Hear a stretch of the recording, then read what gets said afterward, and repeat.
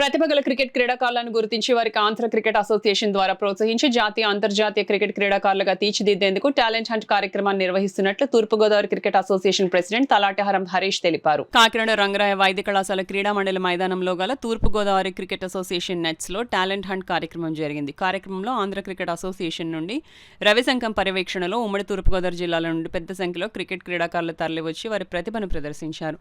Selection observers గా Israel రాజు, రవి కిరణ్, మట్ట సత్యనారాయణ, ప్రసాద్, రాజేష్లు హాజరై క్రీడాకారుల ప్రతిభను పరిశీలించారు. ఈ సందర్భంగా అసోసియేషన్ ప్రెసిడెంట్ తలాటం హరీష్ మాట్లాడుతూ యువతలో ఉన్న క్రికెట్ నైపుణ్యాలను గుర్తించేందుకు టాలెంట్ హంట్ కార్యక్రమం నిర్వహిస్తున్నామన్నారు. ఈ కార్యక్రమంలో Turpugodavari cricket association secretary Nakka Venkatesh, vice president Sarfaraz Nawaz, council member Satyanandam, Sagar, పెద్ద సంఖ్యలో క్రీడాకారులు, వారి తల్లిదండ్రులు పాల్గొన్నారు. తూర్పుగోదావరి జిల్లా క్రికెట్ అసోసియేషన్ ప్రెసిడెంట్ అండి. ఈరోజు ప్రతిభగల క్రీడాకారులను క్రికెటర్లో ఉన్న టాలెంట్ హంట్ కింద వేళ మన ఏసీఐ వేళ ప్రోగ్రామ్ 19th నుంచి 24 6 రోజులు అంటే 12 అండర్ 14 అండర్ 16 అండర్ 19 ఒక 6 రోజుల కింద జరుగుతుంది. ఈరోజు సుమారుగా అండర్ 12 నుంచి ఒక 140 మెంబర్స్, అండర్ 14 నుంచి 140 మెంబర్స్ దగ్గరగా వచ్చారు.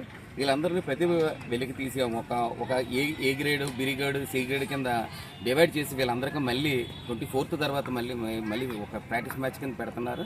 దీనికి ఏసీఏ నుంచి మన రవిశంకర్ గారు వచ్చారు, చలం గారు, ఆయన పర్యవేక్షణలో జరుగుతుందండి. మన కోచెస్ ఇజ్రాయెల్ రాజు, మన రవి కిరణ్, తర్వాత మా మట్టా సత్యబాబు, మన రాజేష్, వీళ్ళందరూ ఈ సపోర్టుగా స్టాఫ్ కింద ఉన్నారు.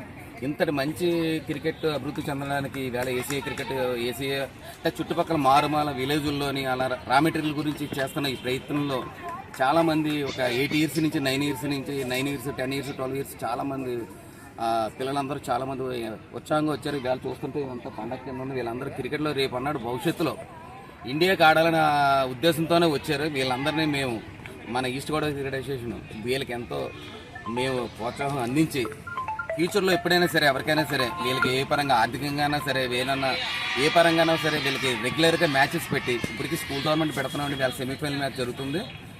నెక్స్ట్ నుంచి కూడా మనకి సబ్ సెంటర్ల నుంచి cricket matches, league matches conduct చేసి వీళ్ళలో ఉన్న అంటే యాక్చువల్గా అయితే చాలామంది రంజీ ట్రోఫీ ఆడారు. మనకి కోనసీమ జిల్లా నుంచి ఆడారు, ఒక పెద్దాపురం నుంచి ఆడారు, రాజమండ్రి నుంచి ఆడారు, కాకినాడ నుంచి ఆడుతున్నారు. ఇంకా ఉన్న చుట్టుపక్కల నుంచి కత్తిపూడి, తుని కూడా అలాగ నెక్స్ట్ ఫ్యూచర్లో కూడా తునికి సబ్ సెంటర్ కింద ఒకటి చేసి నెక్స్ట్ ఫ్యూచర్లో మొత్తం ఈస్ట్ గోదావరి జిల్లా అంతా క్రికెట్ డెవలప్ చేయాలంతో మాకు ఈస్ట్ గోదావరి ఫెడరేషన్ అంతా ఎంతో ఉత్సాహంగా ఉన్నాం.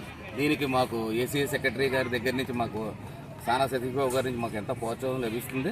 ముఖ్యంగా ఆయనకు ధన్యవాదాలు.